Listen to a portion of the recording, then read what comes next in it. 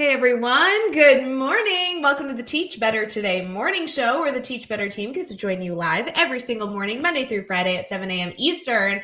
I have a member of our Teach Better family here with us. I hope you know Patrick. We have a lot of conversation coming. And before we forget, happy Valentine's Day. It is officially February 14th, which means we can kind of maybe title this show like our love for technology, finding our love through intentional technology integration. Think of all these cool things. We'll be right back to dive in.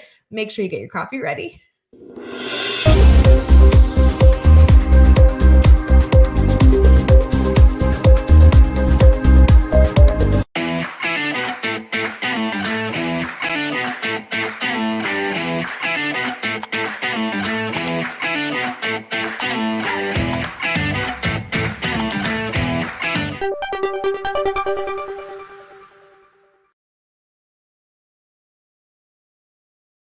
Hey everyone, we are live here for our Teach Better Today morning show. We have Patrick with us. Patrick, how you doing?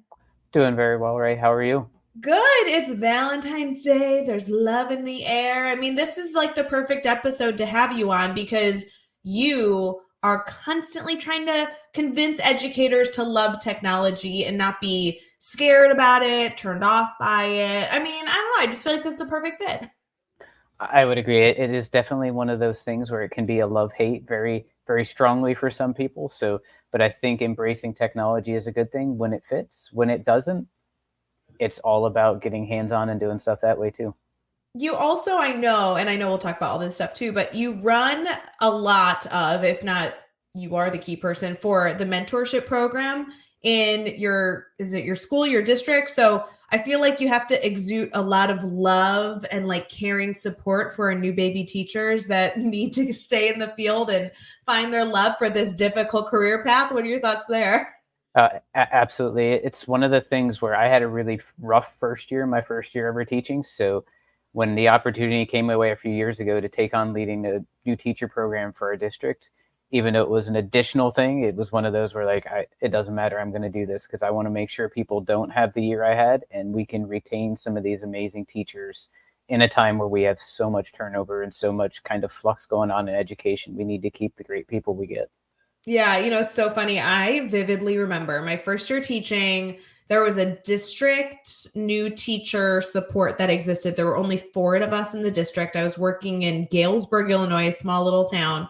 And our key mentor, the leader of this group, was Matt Jacobson. And I will always remember him. He made a huge impact on me being one of the many people that I could confide in. But, at the time I was kind of like unaware that he was this like district employee that I guess I maybe should have in theory been frightened of, but truly he was a friend. We joked around. He gave me good food for thought, good resources. I really appreciated him. It's amazing what you can do when you have good mentors your first 2 years teacher. Oh, absolutely. And that's one of the things where we try to pair our people with somebody in their building at the very least. If we can get same grade level, we do that. And I am very much of the mindset where even though I'm out of the central office for some of my roles, if I don't see my office on a given week, it's a good week. I like to be out and about. I went to education to teach. I want to be in classrooms because part of my role is tech coaching too. I want to be co-teaching and doing that. And I want people to see me as approachable no matter what, whether I'm out of town at a conference or I'm at a different school. I tell people to reach out anytime. And sometimes they send a line and they're a little surprised at how quick they get a response because they know I'm out. But I want to make sure they don't have a situation like me, but also unlike a big district where it might take some time, I want them to know support is quick and it's going to be there when they need it.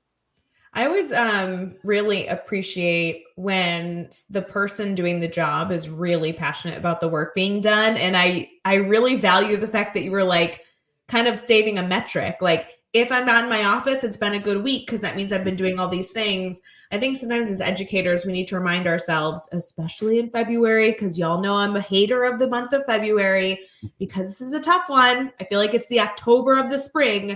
I just feel like sometimes we need a metric to be like, how am I gauging if my days are good?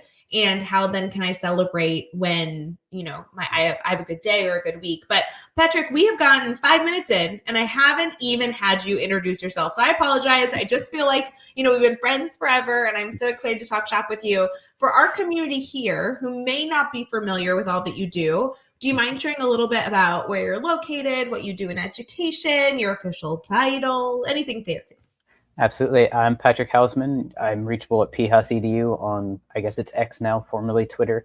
But I am in Northern Virginia in a small district called Clark County. We have just under 2,000 students.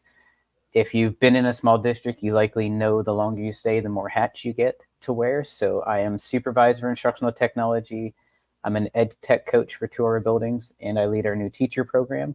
And on the side, I am on the board of VISTI, our state technology group. I'm also a lead ambassador for the PD side for the Teach Better team. And then in the spare time, I get to raise a 2-year-old with my amazing wife too, and a few other odds and ends too. But I'm all about being busy and giving back when I can, and not necessarily busy as a badge of honor, because I think sometimes we go that route, but busy doing meaningful things. And if it's not necessarily in that world, I try and scale that back so I get more time at home and less distracted time at home.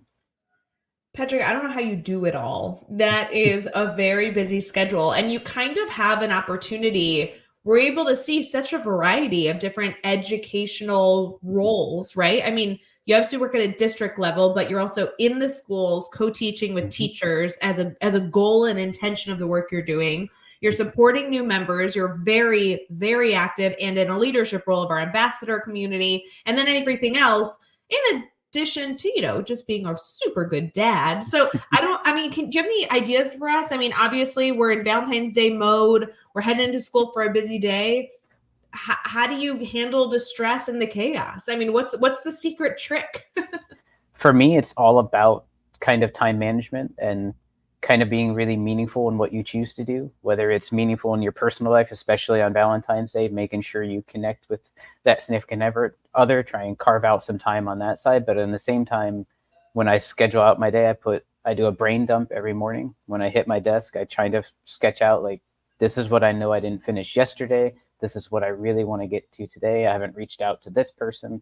Then I put that into my digital calendar and kind of map things out.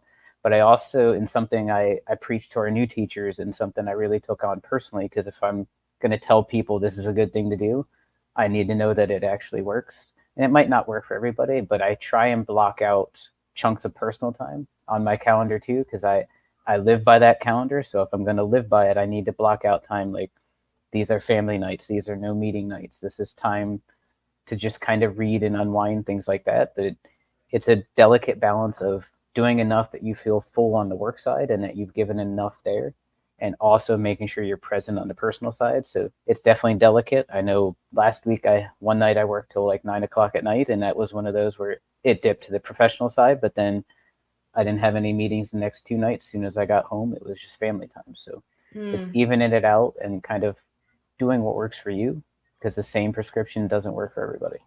I love the reminder to make sure that your calendar or whatever system you're using is supportive of your whole lifestyle, right? Not just the work component, which a lot of us just like dump every single thought into our calendar to make sure that we get it done. That's very much my vibe.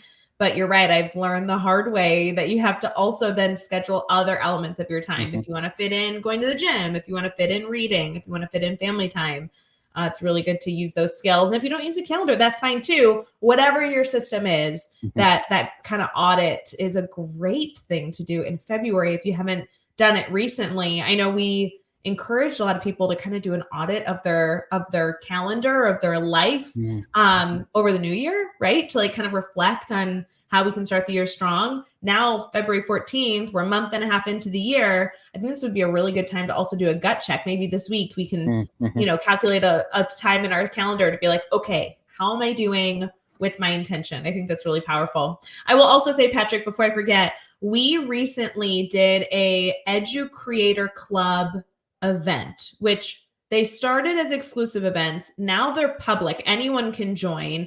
And we just did an event on February 6th. I only know this because I literally just saw the graphic right before we started this conversation, and Lindsay Lyons did it.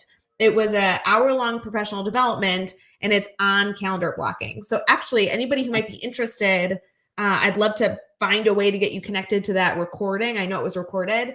That could be a cool thing to explore if you're looking to calendar blocking. I know it exists in our Edu Creator club plus community. And maybe we can find a way to get you connected to it. But Patrick, I really would love to dive into technology. I think this is a great time to get reminded of the best and most effective ways. Do you mind if we transition into our team talk and pick your brain? Oh, absolutely. I'm all about tech. Sometimes I get a little too techy, so I watch for that glaze over factor in conversations and watch for when I need to dial back. No glaze over. We want all the tech strategies. Give us all the freebies, all the ideas. We'll be right back.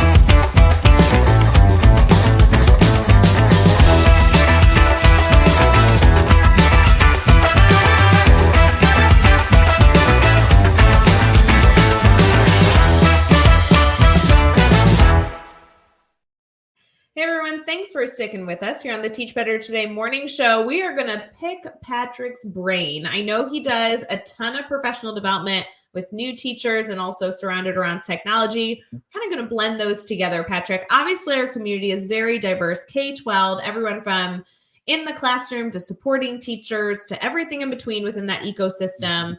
It's February. There's a lot of kind of like pressure to have other things on our mind beside just really good lesson planning. Testing's coming up. There's snow, all this stuff. Like I want to make sure that we can use this as a reset. What comes to mind as good practices for our community to do maybe a little bit of a check that they're utilizing? So one of the first things, and Phil Strunk, and something I go to a lot of times in the tech world is, if you haven't done it already, trying to decide on what your core suite of tools is going to be. Because so often we get so many new shiny things, especially in the world of AI that's blown up exponentially, and there's a new tool coming at you every day.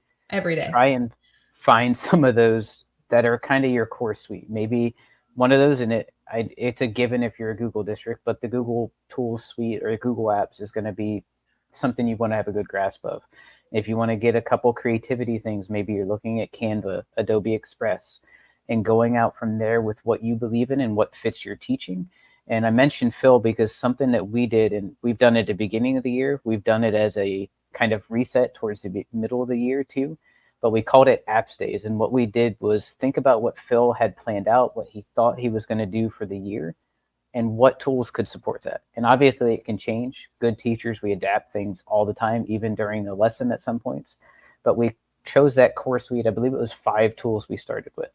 And we did just relationship building questions tied to those so that the kids would go through. There was no pressure. We told them to poke every button, look at everything, and just kind of play with those tools to answer some things, rebuild relationships. If it's at midpoint of the year, start them at the beginning. But what I tell our teachers, and I try and make it funny, is try and build your own 6-pack. And you have a whole bunch of stuff to choose from. Choose that core set that you can get comfortable with and try and get the fullest amount out of this. I like that idea of ensuring that you are making sure that you're not focusing on too much. I think that's been a theme.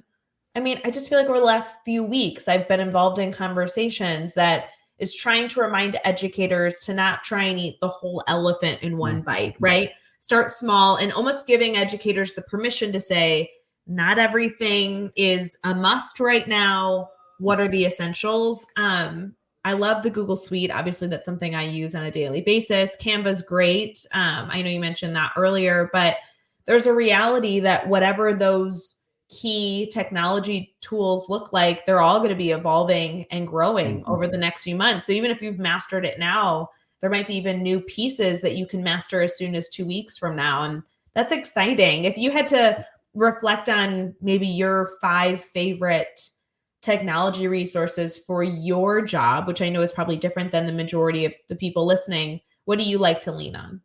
Ooh, might be hard to limit to 5 or not talk too much about, but Google's definitely huge. We're a Google district. I helped roll it out, I think 12 years ago or going on 13 years ago at Clark when we transitioned. So I utilize Google a ton, whether it's email or slides. And I will say rarely am I actually doing slide stuff in slides. I love exploring the tools for as much as I can. So I've had students design full 24 by 36 inch posters and slides and things like that. I'm a full believer in getting as much out of a tool before you try and move to something else. I use Canva a ton. I actually took on running our social media for our district this year too. So something, if you didn't know it, in Canva, you can obviously design all the graphics, but they have a free calendar tool where you can actually schedule posts for social media too. So that's a free avenue because we set it up that we can utilize that. To be able to mix it up a little bit, I mentioned Adobe Express too. I like having a couple different tools so that every time we're doing something or I'm working with students, working with teachers, it's not jump into Canva, do this thing. And don't get me wrong, Canva's awesome, has tons of stuff. But if, say, you have TV, and most of us have some sort of streaming thing or whatever it might be, if you only had one channel and only that channel, and that's all you got to use, it's not going to take long before you're like, I really need something else. So that having Express, having Canva, having a couple options, you're not learning 20 things, but you're learning at least 2 to be able to mix it up and kind of change things up from there. And I would say outside of that, it's probably just basic things like Chrome and being able to do different things and learn that, because Chrome is changing constantly too. One of the biggest new features I really like in my job is, and it's not the newest thing, but is the text to highlight feature. So if you're out on a website, you can highlight a row of text and say copy link to highlight. And then when you paste that into an email, whether it's one of our new teachers, one of the teachers I'm working with, it's going to not only take them to that page, but it zooms them right down to what you want them to see.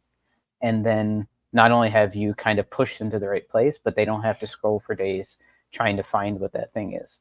And I think that was 4. Outside of that, I would say for me, and it's not necessarily a school tech thing, but it's just kind of messaging and communication in general. I am, which wouldn't speak to this meeting, obviously, but I'm pretty much an introvert and a fairly strong one. So when I go to different things, I know Phil was my wingman at the Teach Better conference, getting me out of my comfort zone a little bit, but being able to provide different avenues to communicate, whether that is text or chat, Remind app, whatever it is, I'm a huge proponent of working with our teachers to provide some of those back channels so that some of those introverted students, when they're in class, they might not want to raise their hand, but if you give them a chat possibility, they're going to be right there. And that helps keep me connected throughout the days too, to friends, family, and all those new teachers when I can't be in every place at the same time. So useful. And yes, of course, we appreciate you stepping out of your comfort zone and being here live on camera with us. I know sometimes it's intimidating and it's not people's medium, but you're rocking it so far. So I think you can just say that you've mastered this medium too. And there's so many good things to celebrate there. I would love to highlight, Patrick, before we wrap up this conversation, because I want our community here to stay connected to you. Maybe you could share resources and everything else. But when it comes to technology, one of my favorite reminders, and I know I've heard it from you numerous times, is wanting to identify the problem before just randomly picking the next tool, right? Because if we're just picking the next tool, then every single hour we'll have a different resource that is thrown our way. Any ideas on how we can challenge our community here to really locate those key needs that needs technology support? Yes. So, and I'd be remiss if I didn't mention AI in the conversation too around technology. I mean, I mentioned it a little before, but that's probably becoming one of those core tools, whether it's Bard or ChatGPT, Magic School AI, or any one of the other few hundred coming out and about. Some of those tools can be really good for idea starters. So if you're thinking of, first and foremost, any teacher I work with, it's what does your lesson look like? What's your end target? Where are you trying to get? And then not only will we backwards map that unit or that project idea to break it down, but once we start to break it down, then let's see if tech even fits. Because it's one of those things where I'm kind of foremost an educator and a coach. So I want to get them kind of thinking in that really good planning mindset first. And then if we get to that point, okay, what opportunities, what enhancements would be good? And that's where the tech piece comes in. So I would almost plan out a big chunk of it first. And then maybe I'm going to do a choice board as the summative assessment to this. Okay, maybe we have a low tech option that is just you're typing something up. You have a medium tech option, maybe a no tech, and then you have a wild card option where the student, if they're super techy, they can go that route, or they're super creative and they're going to do an original piece of art. that might have no tech whatsoever. But for me, it's about giving options, and tech fits when it enhances something or gives you an opportunity that didn't exist without it. It doesn't have to be earth shattering, but it should be something where you're not using tech just to use it. And a lot of times our teachers are surprised when I talk to them, and I'm like, sometimes tech just doesn't fit. Like, even when we were closed during the pandemic, tech is how education still happened for the most part. I was encouraging people when they made digital breakouts, make at least 2 of the locks something they have to go outside, or they have to go around the house and find something, tell you about it, do something like that. So they're getting up and they're moving and they're getting out into the world a little bit as much as they can safely. So many good reminders in here. Friends, I'm very excited to hear what your biggest takeaway is from this morning's conversation. And I want to encourage you to connect with Patrick. I think he is an incredibly connected educator, definitely someone I'm proud to have in my inner circle, and very, very appreciative that he has taken on such a valuable leadership role in our ambassador team, because he's keeping those ambassadors thinking about those progressive good steps to continue to be better. Patrick, how can our community here stay connected to you? Biggest thing is, if you remember PHAUS EDU, that's PHAUS EDU, put .com after it. You have the website, @ before it. You have me on Twitter or X, and @gmail.com after it is email. So if you remember that piece, you got a bunch of ways to reach out, and I'd love to collaborate. I love it. You'll be golden, friends. If you have any issues, of course, reach out to anybody on the team, including myself. I would love to get you connected to Patrick. I have plenty of ways to connect with him, and would love to make sure you guys are able to have some great conversation and continue to grow your professional learning network. Patrick, thank you so much for coming live here on the Teach Better Today morning show. And for everyone here, we hope you have an amazing day, an amazing Valentine's Day. Spread that love, take good deep breaths, and have a wonderful day sharing some positivity with the world. Bye, guys. Hey, Teach Better community. Thank you so much for joining the Teach Better Today morning show every single weekday at 7 a.m. Eastern. We have so many resources for you outside of this live stream at teachbetter.com, including blogs, podcasts, and professional development that will bring our team to your school. Wherever you are listening from this morning, please make sure you are sharing and celebrating the incredible educators in this world. And hey, if you are listening over on a podcast to Teach Better Talk, we would love a 5-star review. The comments are always so entertaining. We'll see you tomorrow.